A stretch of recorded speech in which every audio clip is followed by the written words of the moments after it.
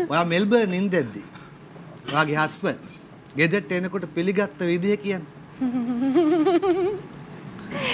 නෑ යා පිළිගන්න විදිහක් තියෙනවා. දැන් මේකනේ මට ඒක කරන්න දෙයක්වත් නෑනේ අයියේ මාර කම්මැලි.